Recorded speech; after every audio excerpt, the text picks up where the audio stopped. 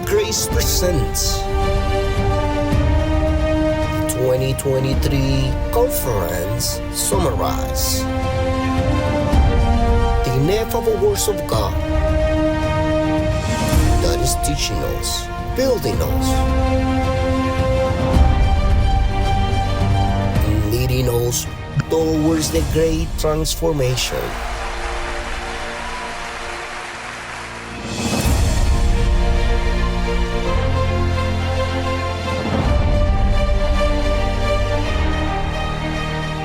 You know that Solomon, the wisest man of earth, I'm saying under the sky, the man who had the greatest wisdom under heaven, that he discovered the secrets of the people.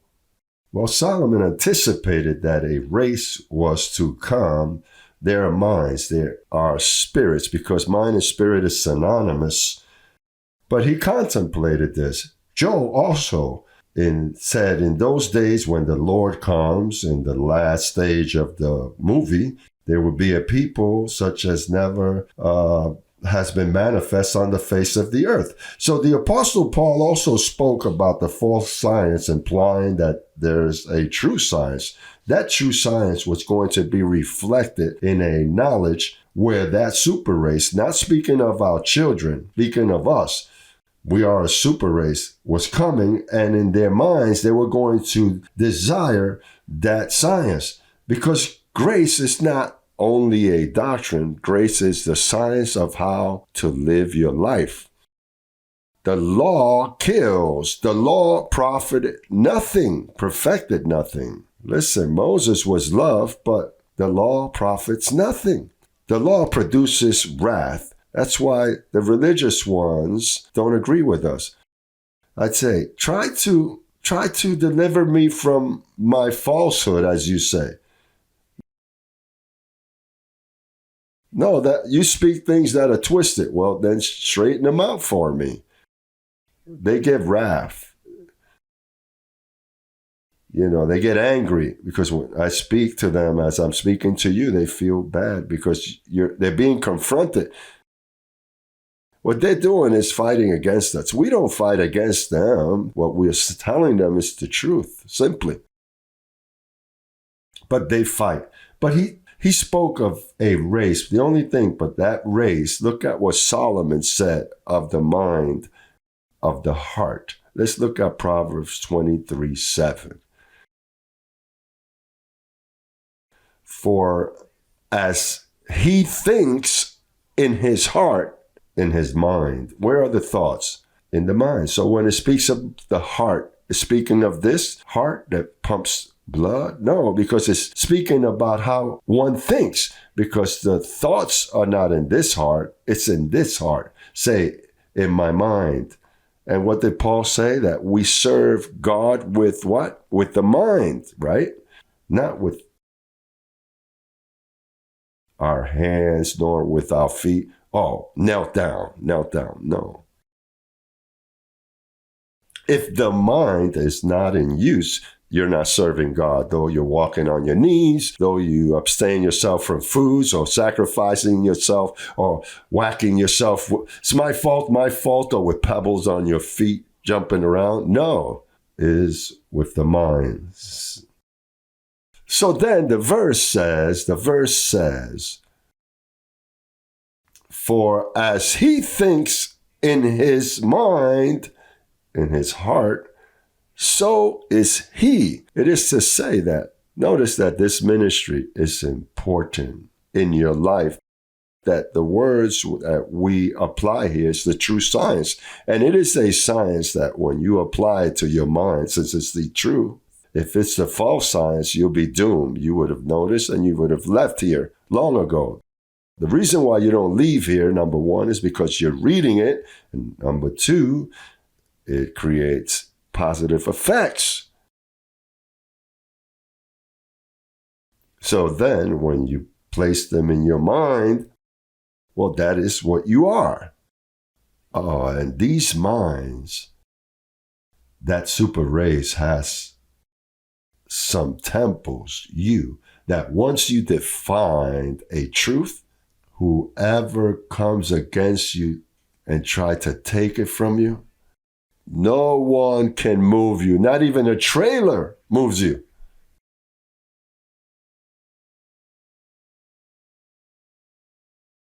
The press thinks that by speaking against me that they're going to empty this out. It's that this doesn't depend on that this individual and that. It's about what you've received. You have these powerful convictions that have established you, cemented you. Why are you doing like this, like a rocker? Look, that young lady, so firm. She is there swallowing everything. That is precious to see our youth that way, firm.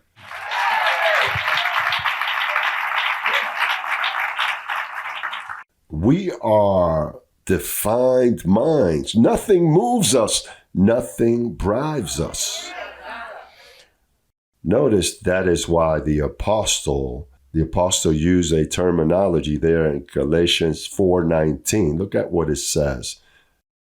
Oh, my dear children, I feel as if I am going through labor pains until Christ is formed in you. You know what Catholics think about this verse?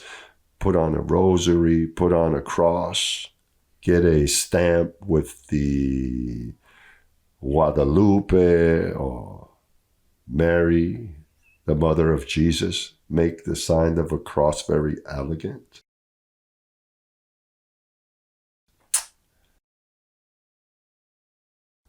Holy Mary, Mother of God, plead for us sinners.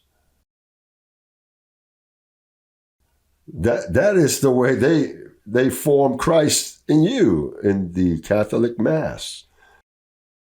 And in the evangelical church, they form Christ in you. Don't smoke, don't drink, don't dance, don't listen to worldly music. Be careful with the length of the dress. The clothes don't save, but they cover.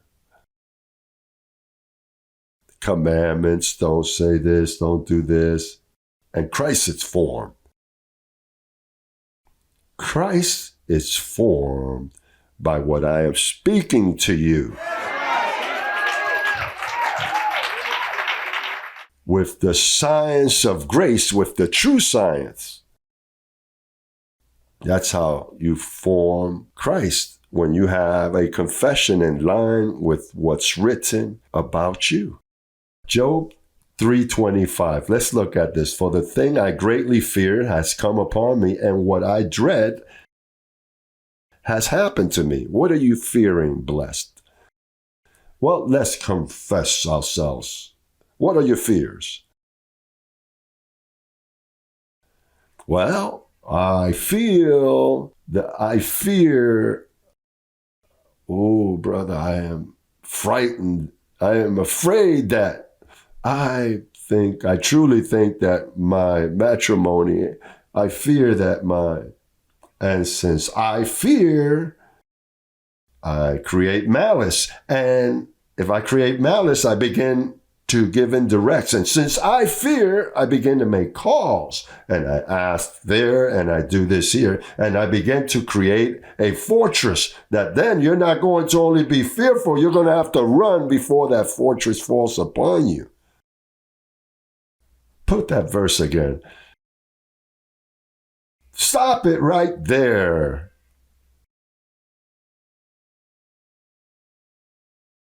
For the thing I greatly feared has come upon me, and what I dreaded has happened. I was not at peace, nor quiet, nor had I rest, yet turmoil came upon me. Temples that live in fear, minds that serve God with fear and turmoil. Look, I don't want to live that way. As a matter of fact, that's what I fear, to live like that. When fear began to arrive from wherever, what I do, from health, fear of this, fear of that, whatever, I number them like this. And I say, wait a minute, run. I have to look for something. Let me put some nice music.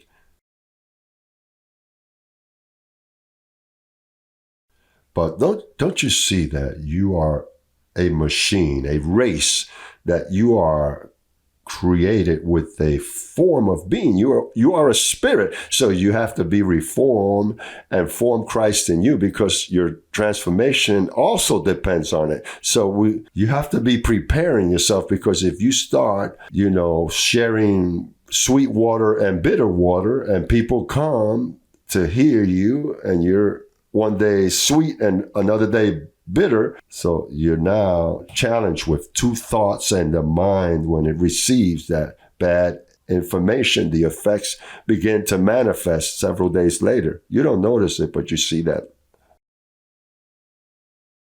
afterwards. It's that you're that way. You are a special generation. And listen, you're not just any race, because you see that there are people that walk like you and live like you, like those actors and actresses. If they had this wisdom, they would save their wealth, but they destroy themselves immediately because they don't have the minds to believe as we do. So you are very special, and you have to educate your thoughts. You have to do that. You have to deal with the mind. Look, when I was a young man, I was addicted to drugs. I used to love it. I used to dream with it. Well, that affected me so much, that habit, that I fear that something dominates me now. So now I dominate things. Some I like to do, and I do them, but I dominate them. The day I feel that they're dominating me, I feel that I went back to that youth as a teenager, because it's dominating me. Now, while you are in self-control, you control, and your mind is there controlling. But fear, do not put it in your temple. It's ugly. The temple gets dirty.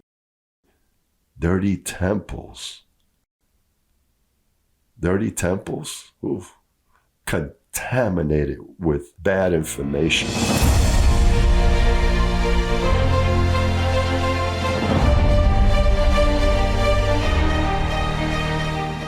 My little children, for whom I labor in birth again,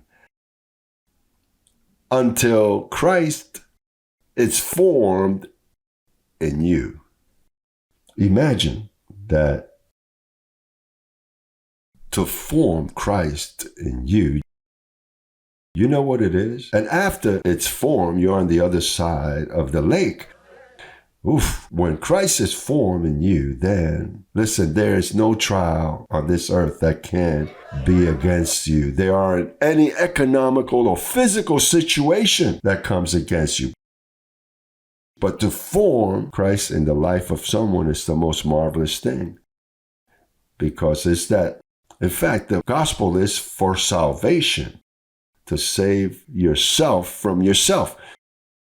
Notice what Paul says to this church in verse, right there in chapter 4, but from 9 to verse 11.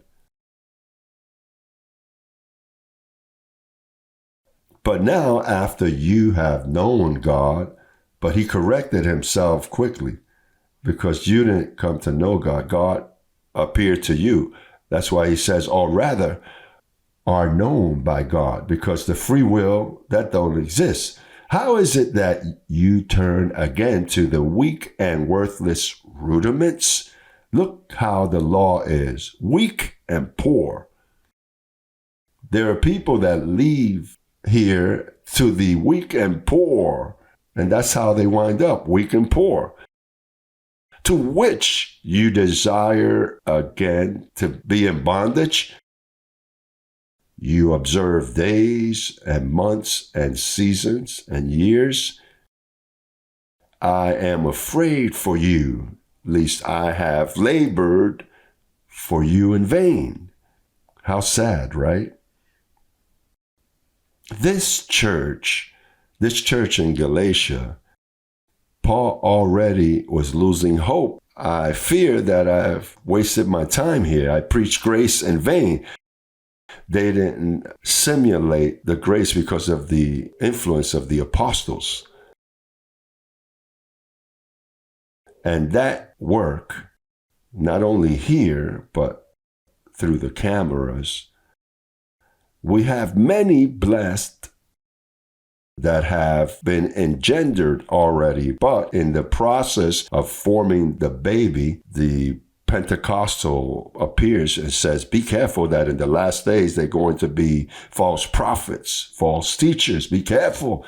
So then with that, though the person has been engendered, he tends to present that concern to the local pastor. And the pastor has to be careful as Christ is being formed in that Christian or in that believer. And the idea is to hear, because Christ is formed through the ear. What happens is that everything has a process. And in your life, there is a process.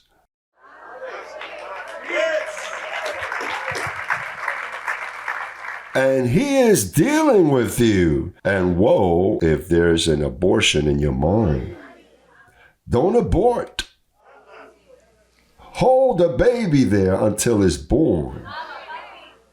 That Christ is being formed in you. And when that happens, you're going to be the happiest person on earth if you're not yet content, because nothing can come against you. There is no situation you cannot overcome. Look at what chapter 1, verse 14 says. Are they not all ministering spirits sent forward to minister? You think you need angels to minister for those who will inherit salvation? And now, verse 1 of chapter 2, which should be verse 15 of chapter 1. So it says, for this reason, we must pay attention all the more to what we have heard, so that you will not drift away, that you abort. Not that you lose your salvation. God is not cheap. You are safe, always safe. Though you go adrift, fall on your face, abort, doesn't matter. You are safe, always safe. But the most important thing, that while you are here in this earthen vessel, you take advantage of that angelic service. For if the word spoken through angels prove steadfast, the law, and every transgression and disobedience received a just reward, how shall we escape if we neglect so great salvation? That is the gospel. So great salvation. Listen, the world has not escaped. There is 2,000 years of neglect. And you think the world has escaped? Look at the world. It's sad. With all the intellect, the science, everything that has evolved, it's great to have a cellular phone that you don't have to go to a box and drop 10 cents and, Your baby has a cellular phone. It is rich technology. How science has advanced. I don't have to pull the cable. Look at this. Cordless, how precious technology. With all of that, this society has neglected. They neglected such a great salvation. So there's all the sicknesses, cancer, the misery, AIDS, because of neglecting. Neglecting. Look at how the governments are doing. How the nations suffer, poverty, the political corruption, the global, this unity. Everyone is in misery. They are. Every government. What there is misery. Everyone is afraid. Currency, everything has been ruined. No. We're a different story. We are that people that Joel said, a people like there were never on the face of the earth.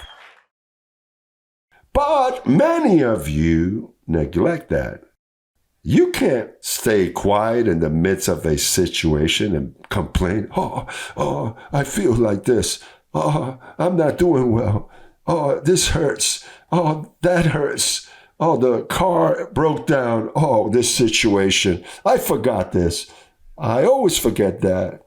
And complaining, and the angels, they're observing. Hello.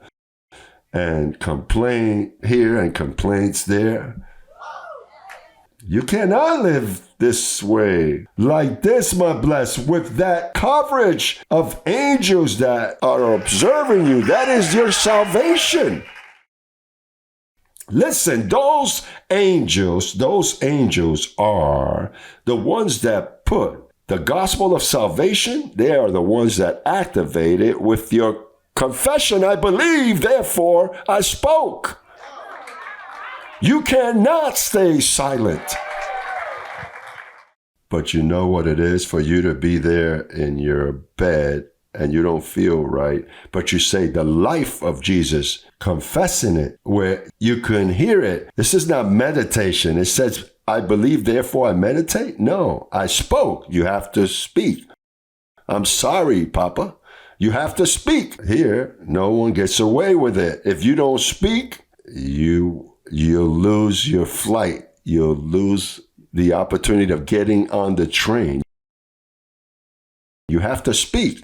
Even in the old covenant, God gave the law, though you could not fulfill it, you were told to confess the covenant in the morning. You will confess it to your children in the morning, afternoon, and night. And even David said, when I kept silent, my bones grew old. David said that. While I kept silent, my bones grew dry. Even in the law, imagine in this covenant. In this covenant, you have to speak. You have to confess. There is life. Abba, Father.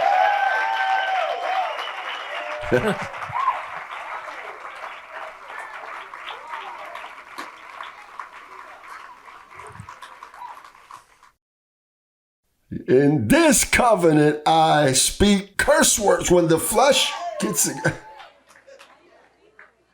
the bad words that I learned when I was a child. In this covenant, when this flesh begins to bug me, go to hell. Don't bug. You respect me, coño.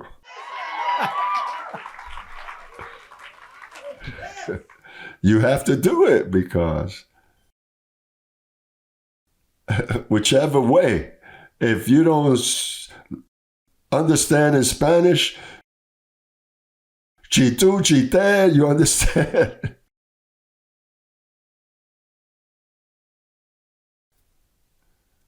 This is the foolishness of this gospel. That's where we glory. People say we're crazy, but it is a foolishness, that works. It is a foolishness that gives life. I'm saying a foolishness based on another written foolishness. But if you stay silent, you're going to purchase those things they sell out there that exercise the bones. Well, you have to fill yourself with pills, liquids for this, liquids for that, for the dogs, for the plants.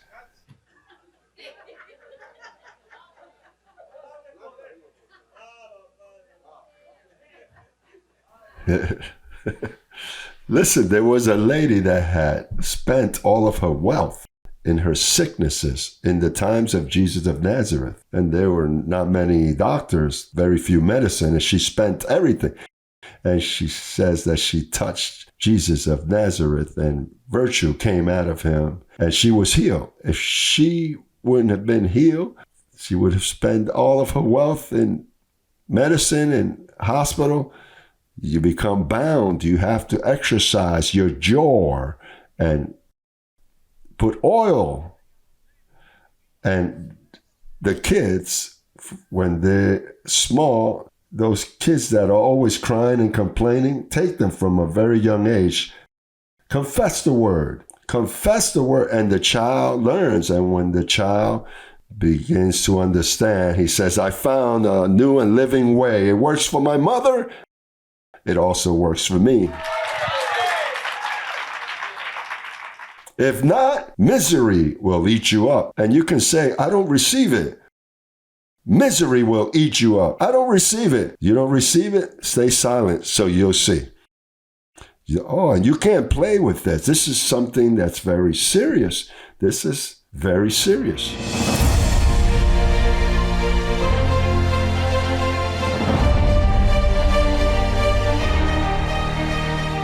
If you are afraid, that's going to affect you in many areas of your life. Fear brings about sadness. Fear brings suspiciousness. It encloses your personality, and you are an introvert and you don't dare manifest yourself because fear affects all areas of your life. Fear ages you. And a few other things we're going to speak about here today about fear. Well, let's look to Romans chapter 8, verse 15 to see where fear begins. Verse 15 says, For you did not receive the spirit of bondage again to fear. Fear and bondage, it's synonymous.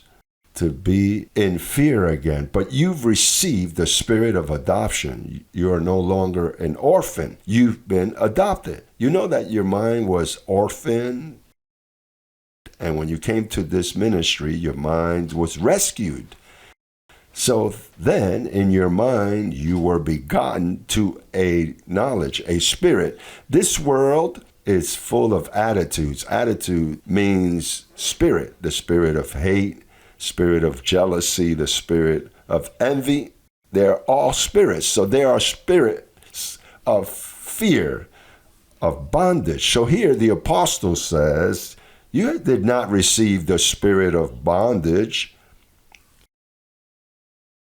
It says, you have not received the spirit of bondage again to fear, but you've received the spirit of adoption by whom we cry out, hallelujah.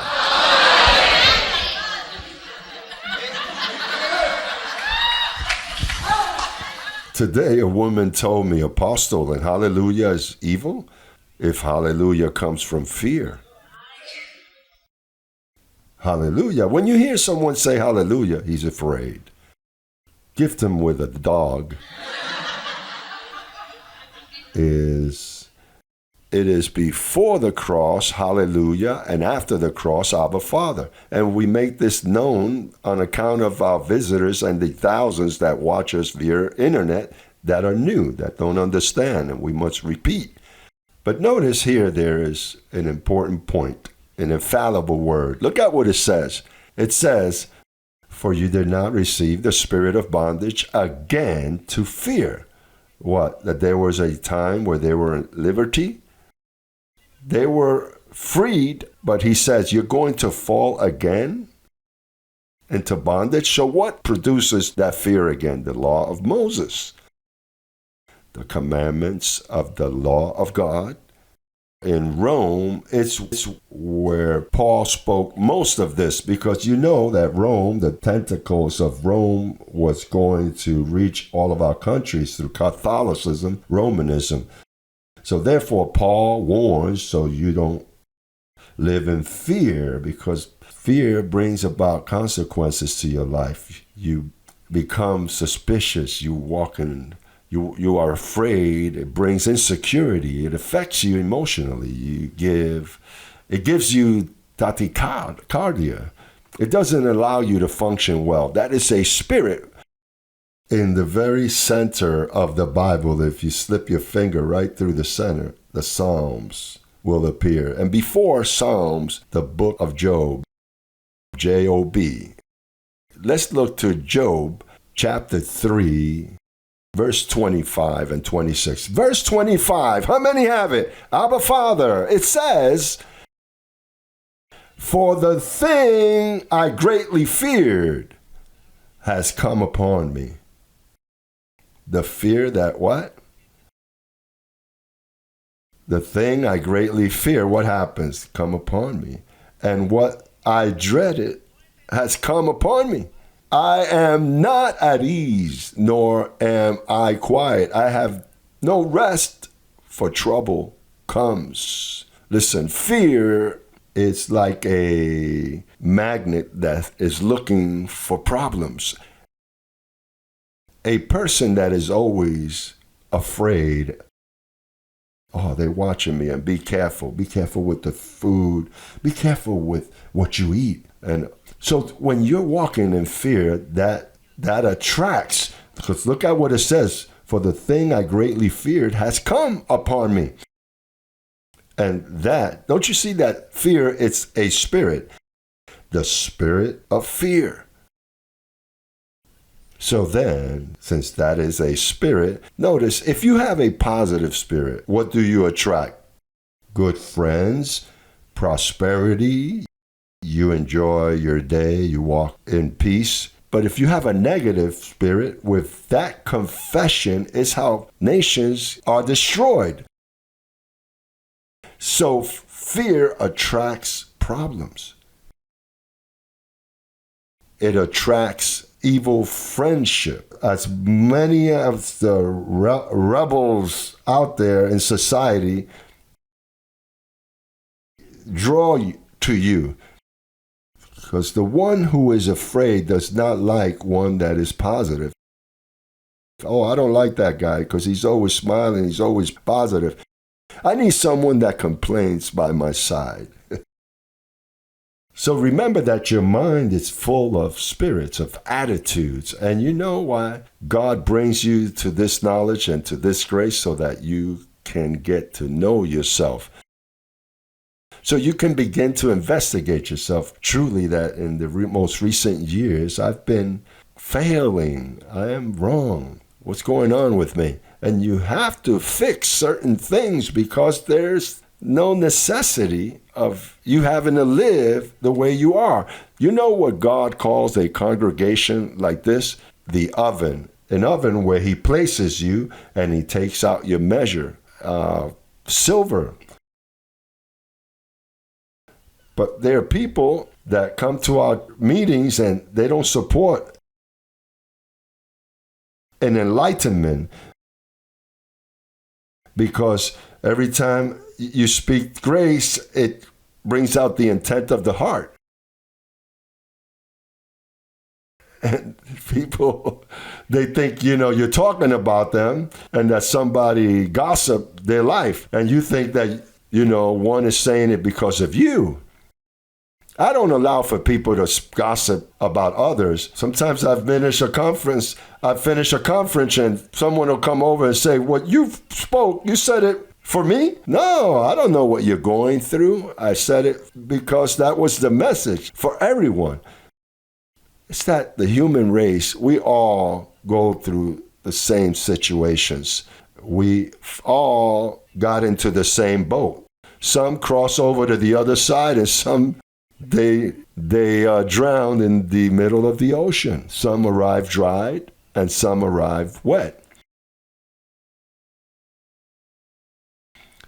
I received that you renounced evil or fear. That you can say tonight, I renounce living in fear. Because there are those that, I am afraid I am going to get sick, I am wrong. I'm afraid that I am going to get sick, that my matrimony is not going to last, and that fear attracts. The fear, it's not a good spirit. That is the spirit of the world, the spirit of Cain, and you are called Abel.